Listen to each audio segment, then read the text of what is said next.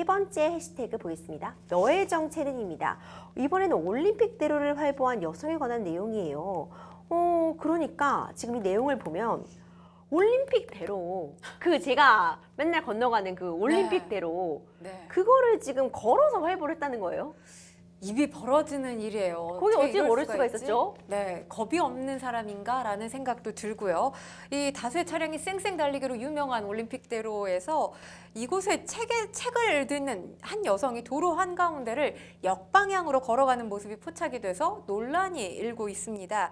이 여성이 처음으로 알려지게 된 것, 25일 한 자동차 관련 인터넷 커뮤니티에 이 관련 사진 또 목격담, 영상이 올라왔습니다. A씨, 목격을 한 사람이에요. 이 관련해서 사진과 영상을 목격담을 전하고 있는데 올림픽대로 김포 방향에 자주 출몰한다고 한다라고 하면서 대낮에 귀신이냐? 라고 하면서 이 여성이 너무 위험해 보여서 경찰에 신고를 했다고 합니다. 신고를 접수한 경찰, 이 올림픽대로 한남대교 인근에서 이 여성을 발견했고요. 안전조치를 한 뒤에 가족에게 돌려보냈다고 합니다. 이 A씨 제보를 접한 누리꾼들 여러 가지 의견들을 내놓고 있는데 어떤 누리꾼이 적어놓은 글 보면 저 여자 또 지나가네. 갓길로 맨날 지나다니던데 오늘은 차선을 걸어간다. 이런 목격담을 또 전한 누리꾼도 있고요. 귀신이 아니라 귀신이 되고 싶은 거냐.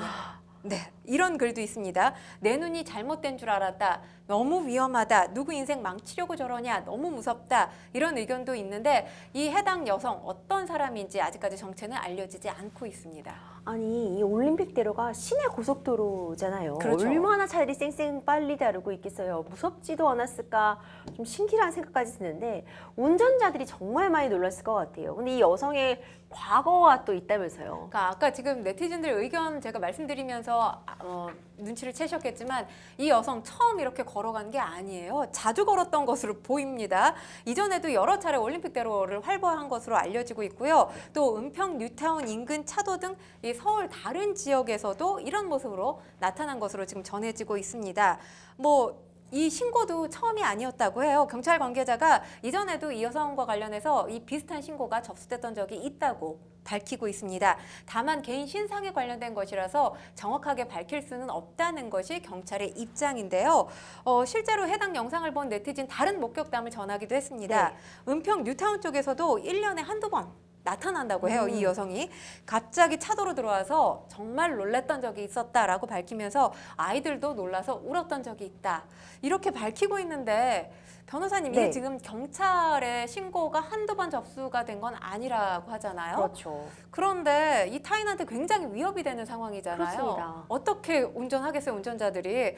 이런 경우 뭔가 법적 처벌받아야 되지 않나요? 일단 기본적으로 자동차 전용 도로예요. 네. 그러니까 오토바이나 자전거 같은 게 달리지 않죠. 네. 그렇기 때문에 당연히 사람은 달릴 수가 없는 거고요. 그렇죠. 이런 경우에 도로교통법 제63조에 의거해서 자동차 전용 도로에서 지금 사람 통행을 하게 되면 30만 원 이하 벌금에 처해지게 되어 있거든요. 네. 그러니까 이미 이런 부분도 당연히 문제가 될 수 있을 것 같고 정상적인 차량의 흐름에 방해되는 행위이기 때문에 사실상 처벌이 필요해 보이는데 네. 이런 행동을 하시는 데는 어떤 정신적인 부분이라던가 아니면 뭔가 이유가 있어서 그러신 걸까요? 이게 이유가 없어서 그러신 걸까요? 어쨌든 굉장히 많은 사람들이 안전에 직결되는 문제인 만큼 네. 절대 해서는 안 되는 행동이겠죠. 다른 정체 한번 밝혀보도록 할게요. 다음에는 길에서 갑자기 쓰러진 남성을 심폐소생술로 구해낸 검은 정장의 사나이가 또 굉장히 화제라면서요. 저희가 이 시간에 미담을 전해드리기가 참 쉽지 않잖아요. 너무 기대가 됩니다. 네, 드디어 아주 미담입니다. 간만에 네, 미담이 등장을 했습니다. 이 횡단보도를 건너가던 보행자가 의식을 잃고 쓰러졌는데 갑자기 검은 정장을 입은 남성이 달려와서 응급처치하는 영상이 화제에 올라왔습니다. 이 경찰청이 최근에 SNS를 통해서 공개한 영상을 보면 이 일 지난 8일에 경기도 일산에서 벌어졌는데 영상을 보면 한 보행자가 횡단보도를 건너다가 잠시 이 몸을 휘청이더니 벼랑간 그대로 고꾸라지는 그런 네. 모습이 보이고 있어요. 이때 검은 정장을 입은 남성이 어디선가 나타납니다. 그래서 이 엎어져 있던 보행자를 바로 눕히고 침착하게 심폐소생술을 시행합니다. 네. 또 주위 사람들한테 119에 신고를 부탁하는 등 뛰어난 위기 대처 능력도 선보이고 있습니다. 이 몸이 경직된 상태로 꼼짝하지 않던 보행자 심폐소생술이 시행된 지 2, 3분 만에 의식을 찾았고요. 잠시 후에 119 구급대가 도착해서 병원으로 경찰로 이송을 하게 됩니다. 알고 봤더니 이 남성의 정체 현직 경찰이었어요. 그렇군요. 네, 일산 동부경찰서에서 근무하고 있는 백승호 경장님입니다. 암으로 아버님이 얼마 전에 돌아가셨는데 이 사무제를 가던 중에 차에서 이 광경을 목격했다는 거죠. 그리고 바로 이 몸이 이 상황을 따라갔다고 합니다. 40대 초반의 남성분이 쓰러졌는데 이분도 한 가정의 이 남편이자 아들일 수 있다는 생각에 몸이 먼저 반응을 했다고 하고요. 다행스럽게도 이 쓰러진 남성 곧 안정을 찾았다고 전해지고 있습니다. 정말 다행입니다. 사실 아버지 장례를 치르시고 본인도 심신적이 얼마나 좀 약해진 상태이겠어요. 그렇죠. 그럼에도 불구하고 타인의 생명을 구해내셨습니다. 정말 감동적인데요. 네. 어쨌든 이런 분들이 좀 많아져서 우리 사회에 미담을 전하는 저희 이 시간에 정말 미담 아주 오랜만에 전한 것 같거든요. 미담 전하는 일이 정말 많아졌으면 하는 그런 바람으로 좀 전에 제가 그런 바람을 실어서 말씀을 드렸습니다. 아니 평론가님 오늘 우리 얘기가 약간 단짠단짠 같이 이제 네. 미담과 흉흉한 얘기와 미담과 흉흉한 얘기가 지금 교차되고 있는데 이번엔 다시 섬뜩한 정치의 얘기 하나만 더 해볼게요. 타인의 집에 몰래 들어가서요. 집안일을 해준 여성이 붙잡혔대요. 이거 약간 단맛이에요, 짠맛이에요. 이거 어떻게 봐야 되는 겁니까? 쓴맛이에요. 헉이기도 하고 네, 헐이기도 그렇습니다. 합니다. 왜냐하면 지금 이 여성 이 스토킹 범죄 처벌 등에 관한 법률 위반 혐의 및 이 주거 침입 혐의로 40대 여성이거든요. A 씨 입건했다고 지금 경찰이 밝히고 있는데요.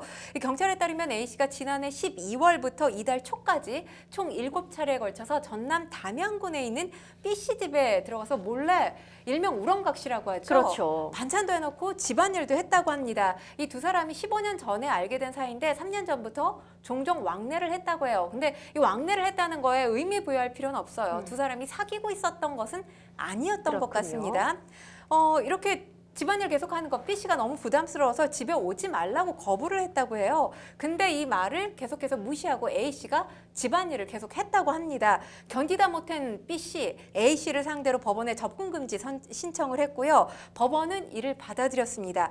그럼에도 불구하고 B 씨의 우렁각시 행태가 계속됐기 때문에 A 씨, 그러니까 A 씨의 우렁각시 행태가 계속됐기 때문에 B 씨 참지 못하고 경찰에 신고를 했고요. 경찰에 붙잡히게 됐습니다.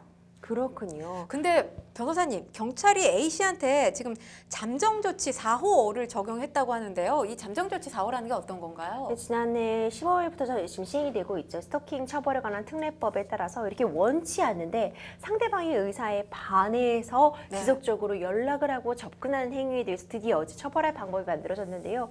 이 잠정조치 4호는 이 중에서 좀 가장 강력한 조치라고 볼 수 있는데 일단 긴급하게 유치장에 최대 한 달까지 구금할 수 있는 거예요. 그러니까 지금 즉각적으로 이 사람들을 분리시키기 위하여 유치장에 감금시키는, 구금시키는 그런 조치를 한 거죠. 뭐 1호는 경고, 2호는 접근 금지, 3호는 뭐 휴대전화로 연락 금지 정도의 조치가 있는데 어쨌든 유치장에 최대한 한 달 정도 구금할 수 있도록 바로 조치를 함으로써 물리적인 분리를 해놓은 것 같습니다. 평론가님 마지막으로 간단하게 여전히 스토킹 처벌법 만들어졌지만 애매한 부분도 있고요. 여전히 범죄 나오고 있는데 스토킹 범죄 어떻게 하면 좀 근절할 수 있을까요?